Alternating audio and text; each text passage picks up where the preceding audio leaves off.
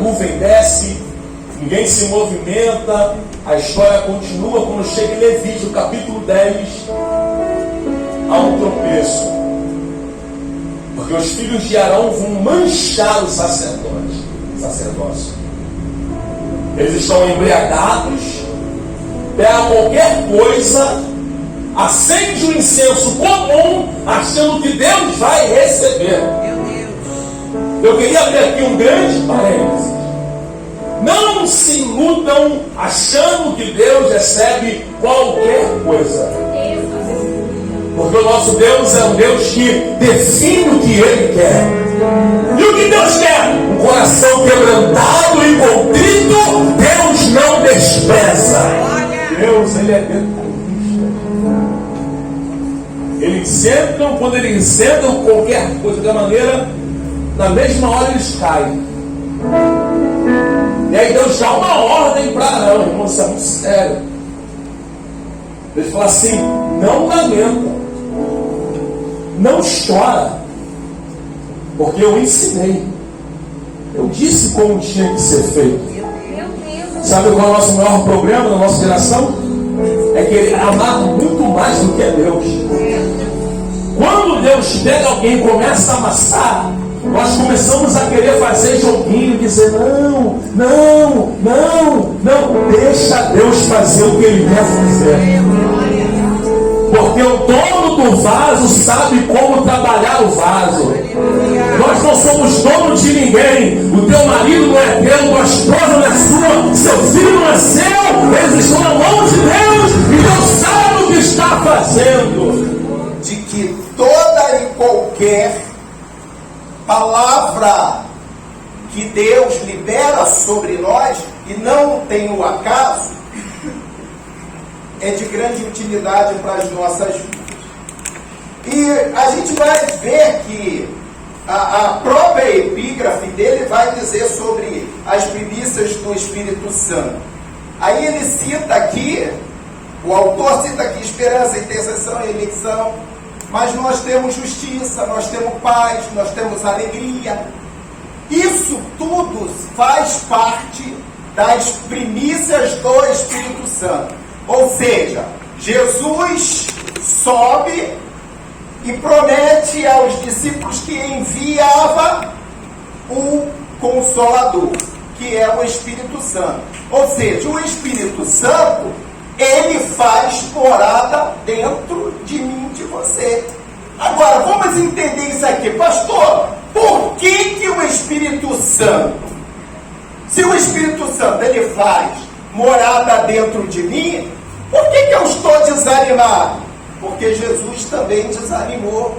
Por que eu estou triste? Porque Jesus também entristeceu. Por que eu não estou conseguindo alcançar o ápice do meu ministério? Porque ainda não é o tempo de Deus.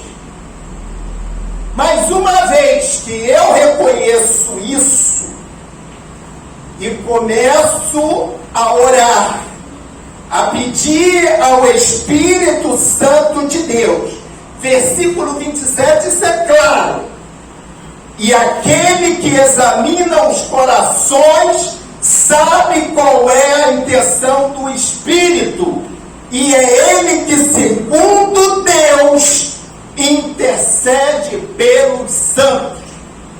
Ou seja, é o Espírito Santo que está dentro de mim, que eu preciso ter o cuidado de não entristecê-lo, de não fazer com que ele se afasta de mim, porque uma vez que ele está em mim, o meu espírito vai testificar com o Espírito Santo, que é o Espírito de Deus. Ou seja, vai haver o Espírito Santo vai interceder por mim nas causas que eu não posso resolver, seja ela de ordem pessoal, espiritual, sentimental, seja ela profissional, tudo que foge ao nosso controle.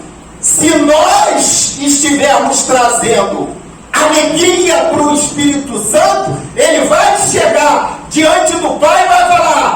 Senhor, eu estou aqui representando a diaconisa Aline, que precisa de uma restauração, precisa de uma reestruturação, e aí o Espírito de Deus vai falar assim, mas como é que está o comportamento dela lá na terra? Aí ele vai falar assim, tá bom, tanto é que eu me dispus a interceder por ela. Ou seja, vai mostrar que ela abriu mão das coisas terrenas, ela abriu mão das vontades carnais, das vontades pessoais, dos interesses próprios, para quê? Para agradar o Espírito Santo. O problema, igreja, de hoje, é que nós vivemos uma geração que o Espírito Santo, ele é a última pessoa a ser consultada. Primeiro, os homens fazem. Primeiro agem. Aí vendo que não deu certo, deu ruim. É igual filho desobediente. Quando o pai e a mãe falam, olha, não vai andar com esse rapaz, com essa moça, porque isso aí é má companhia. Aí, é assim mesmo, crente. Isso é cafonice do meu pai e da minha mãe. Não tem nada a ver. O garoto é bom, mas só quem sonda os corações é o Espírito Santo. Como é que vamos dizer se eles são bons? Então, aí quando dá ruim, eles correm para os braços dos pais para pedir socorro. Aí o pai, muito sábio, vai falar assim, deu ruim lá, meu filho? Eu não falei com você que não era para fazer? Agora, vamos fazer o seguinte, eu vou até te ajudar, mas as consequências dos seus atos, você assume. O problema é teu. Você assume as consequências dos seus atos. E é hoje o que nós estamos vendo, é o Espírito Santo agindo dessa forma. Por que ele quer agir assim? Não. É porque nós, com a nossa autossuficiência, estamos deixando ele de lado, não precisamos mais consultar ele. Pastor, só para as coisas espirituais? Não. Eu costumo sempre usar aqui as seguintes frases. Até para você, antes de ajudar alguém, pergunta o Espírito Santo se ele faz morada lá naquela pessoa, se aquela pessoa tem comunhão com ele, se ele tem se agradado daquela pessoa, porque de repente você vai ajudar alguém que está do outro lado, servindo ao outro, fazendo a vontade do outro, fazendo a vontade da carne. E sabe o que você vai fazer? O Espírito Santo se afasta, te deixa sozinho, depois você se arrebenta e sofre as consequências. E está faltando fé hoje na igreja, a igreja do século 21, hoje talvez seja a geração imediatista. Porque quando o texto fala que a esperança, no 24 que ele diz assim, a esperança que se vê não é esperança. Porque o que alguém vê, como o esperará? E a fé é algo que nós não temos. Ambiente que mensageiro de Deus não tem espaço para falar aquilo que Deus mandou, independente se seja bom ou ruim aos ouvidos de quem estabelece o culto, é lugar onde não deve estar. E a gente sabe que diversos sinais são dados a Josafá. Tem que tirar Micaías da prisão. Se eu estou dentro de um ambiente que o profeta que deveria ter voz está preso, eu vou embora. Eu queria chegar antes que ele voltasse. Aqui está a revelação. Qual é a revelação? Versículo 2. Versículo 2, a mensagem é: marcha um grande exército de Seir contra ti. A Bíblia diz que a primeira coisa que acontece mediante a informação que chega é o sentimento. Qual sentimento? Medo. Repito. Qual sentimento? Medo. Qual sentimento? Medo. E o problema não é o sentimento, é o que eu faço com ele. Eu vou de novo. O problema, eu estou desde dezembro com esse negócio de reação, eu não vou mudar agora. O meu problema não é o medo, é o que você faz com o medo. Que a Bíblia diz que, sentindo medo, propagou ou proclamou um grande jejum acompanhado de oração. Então o problema não é o sentimento, é como você reage. Eu vim pregar para o Josafá, que está até com medo, mesmo sabendo o nível de zelo e amor que Deus tem pela vida dele e pela vida dela. Mas Deus está falando: ô Josafá, o sentimento que nasceu em você tem que gerar em você a reação certa, a atitude certa. Eu vou repetir para o coração de alguém: o medo tem que gerar em você a conduta certa, comportamento certo, reação certa. Do livramento não está naquilo que eu vejo, mas está naquilo que está acontecendo sem eu ter noção. Mas mesmo assim, pastor, Deus está assim: demônio daqui tu não passa, pomagina dessa porta tu não passa, sepirica na porta dessa casa, desse casamento tu não entra. Eu estou segurando até alguém terminar de se preparar. Jamais se aproximaria de Acabe ou Acabe de Josafá. Acabe só quer a aproximação de Josafá porque ele tem uma sentença sobre ele. Ele sabe que é inevitável que ele vai viver, meu amigo. Ele sabe que Deus liberou uma palavra e a qualquer momento uma guerra vai se estabelecer contra ele. E a palavra de Deus, a sentença de Deus é que nessa guerra ele vai morrer. Porque quem recebeu sentença já teve muita oportunidade. Eu vou de novo. Porque quem recebeu a sentença já teve muita oportunidade. Depende de você, só depende de você hoje entrar na presença desse Espírito Santo e se alegrar nessa noite. Feche teus olhos, nós vamos orar pelas crianças. Estende suas mãos aqui para frente. Senhor Deus e meu Pai, nós queremos aqui, Senhor, apresentar a vida dessas crianças que estarão ali, Senhor, entrando na salinha para assistir ao culto, Senhor. Toma a vida de cada uma, Senhor, das tuas filhas, dos teus filhos, eles que são o futuro dessa igreja, desse ministério. Senhor, toma os futuros pastores, missionários, levitas, pregadores, ó Pai. Toma, Senhor, a mente deles, prepara para que eles venham absorver, ó Pai, tudo que será ensinado, Senhor, ali naquela salinha. Toma os professores, Senhor, toma cada dia, Senhor. É o que nós pedimos e já agradecemos ao Senhor, em nome de Jesus, em nome de Jesus.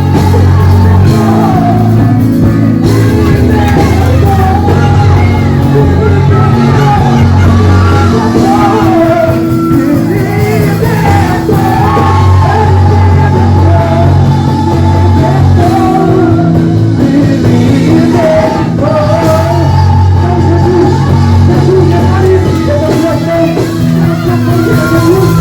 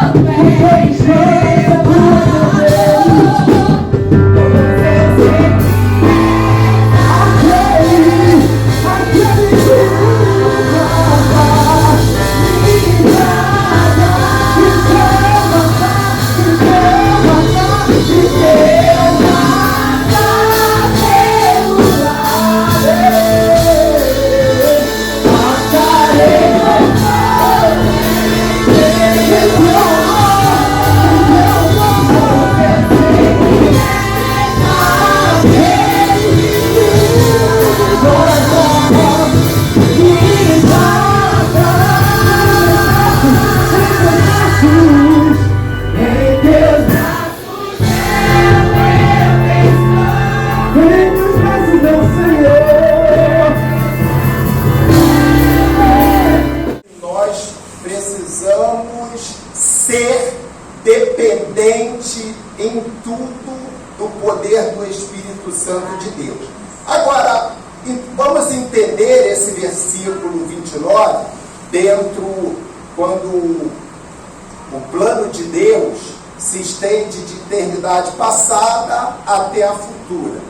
E a gente vai ver que ele vai dizer assim, do 29 e 8, 29. Ele vai dizer o seguinte, no 29, porque os que dantes também conheceu, predestinou para serem conforme a imagem de seu Filho. Uma das coisas que a gente precisa começar a entender que está se perdendo no meio cristão é para que nós fomos criados.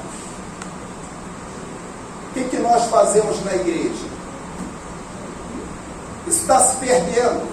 Isso está se perdendo.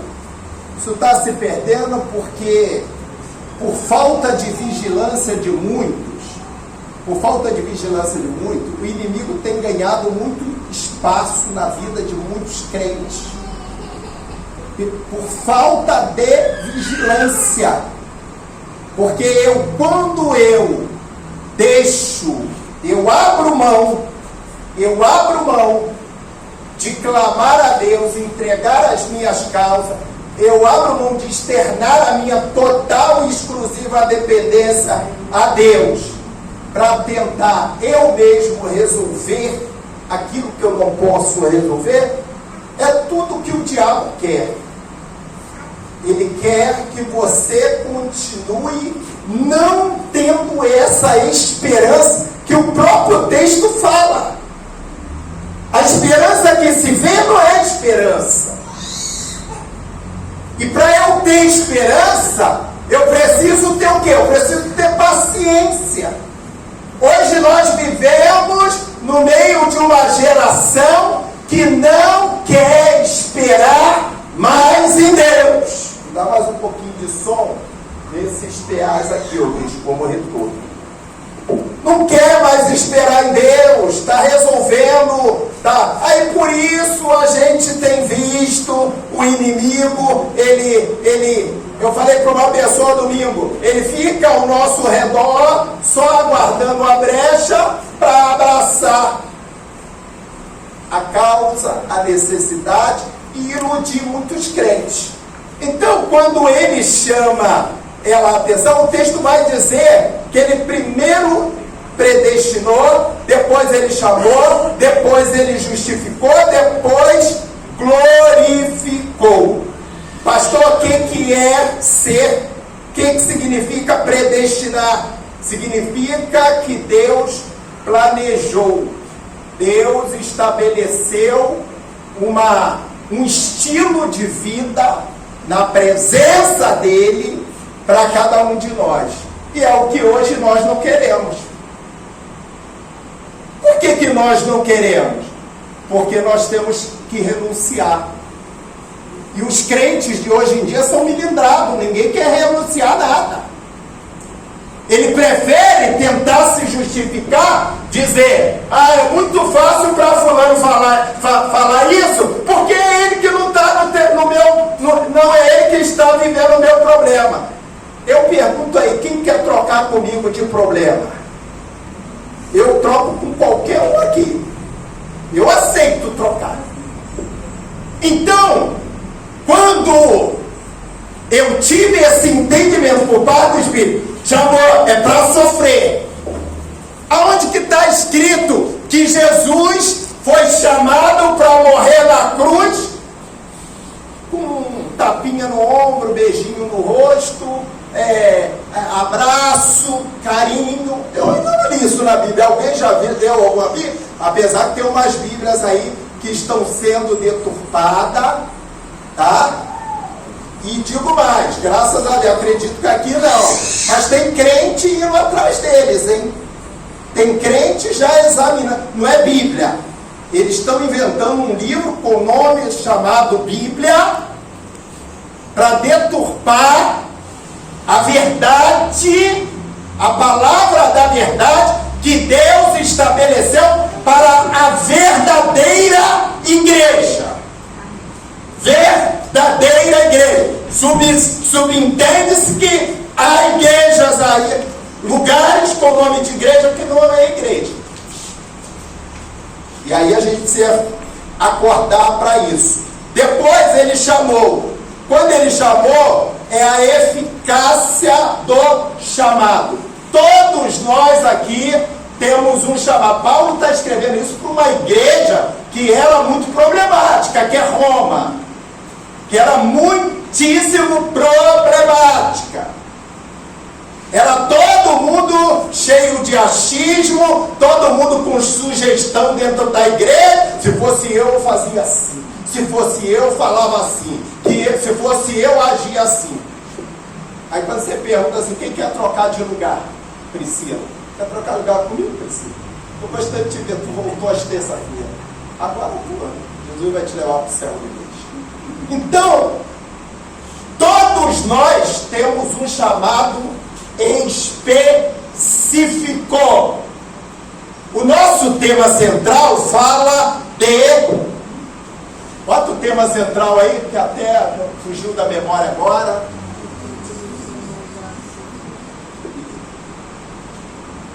Olha lá, é tempo de ser moldados por Deus. Para ser moldados por Deus, aí a gente começa a entender. Nós temos que ser predestinados, nós temos que ser chamados. Alguns serão escolhidos. Dentro desse chamamento aqui, alguns serão escolhidos para tarefas específicas. Sim ou não? Já aprenderam isso na escola bíblica? Quem vem aqui na escola bíblica dominical, levanta a mão. Meia dúzia, Jesus. É porque os outros já sabem. Entendi. Então vocês já aprenderam. Eu posso pregar com liberdade. Agora olha só.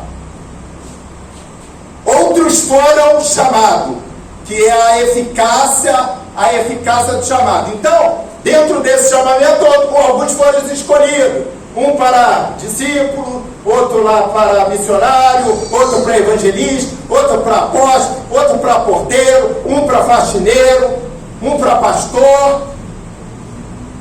Cada um no seu quadrado.